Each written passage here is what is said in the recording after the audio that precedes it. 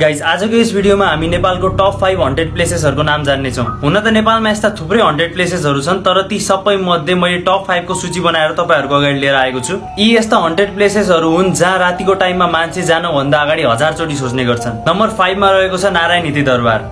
पहिलाको दरबार हत्याकाण्डमा 10 जना मान्छेको मृत्यु भएपछि यो ठाउँलाई हन्टेड मान्न थालिएको हो। सधैँ जसो यहाँ काम गर्ने मान्छेहरूले रातिको टाइममा कोही कराएको, रोएको, दरबारभित्र दौडिएको अनि बन्दुकबाट गोली चलेको आवाज सुन्ने दावी गर्दछन्।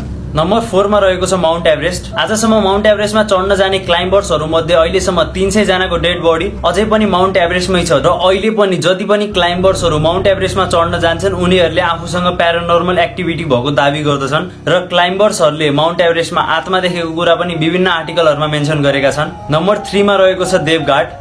2009 मा पुलिसहरुले देवघाटमा एउटा महिलाको टाउको फेला पारेपछि देवघाट चर्चाको विषय बनेको हो। त्यसपछि इन्भेस्टिगेट गर्दाखेरि पुलिसहरुले त्यो ठाउँमा अरु पनि कंकाल भेटाएर त्यसपछि देवघाटलाई हन्टेड मान्न थालिएको हो। त्यहाँका लोकल्सहरु अनुसार सधैँ रातिको बेलामा 4 वटा महिलाहरु देवघाटमा आउँछन् र आफ्नो शरीरमा आगो लगाएर नाच्ने गर्छन्। नम्बर 2 मा रहेको छ रानीवन। धेरै समय पहिला रानीवनको एउटा पिपलको रुख मुनि एउटा केटीको बलात्कार गरेर त्यसको बडीलाई त्यही रुखमा झुन्डाइएको थियो र त्यस घटनापछि त्यो रुख मुनि सधैँ एउटा केटी सेतो सारी लगाएर हिँडिराख्ने त्यहाँका लोकल्सहरु बताउँछन् र मेन गरी रातिको बेलामा त्यो रुखको छेउबाट कोही पनि हिँड्ने आँट गर्न सक्दैन। र नम्बर 1 मा रहेको छ पशुपति आर्यघाट। पशुपति आर्यघाटमा सधैँ जसो धेरै मान्छेहरुको लास जलाउने गरिन्छ र त्यो ठाउँबाट रातिको बेलामा रोएको, कराएको, चिच्याएको आवाजहरु सुन्ने त्यहाँका लोकल्सहरु बताउँछन्। हुन त पशुपति आर्यघाट रातिको बेलामा पनि खुल्ला भए पनि त्यहाँ कोही पनि जाने आँट गर्दैन, मात्र त्यहाँ काम गर्ने मान्छेहरु मात्र रातिको बेलामा त्यहाँ बस्छन् जसको मुटु एकदमै दह्रो हुन्छ।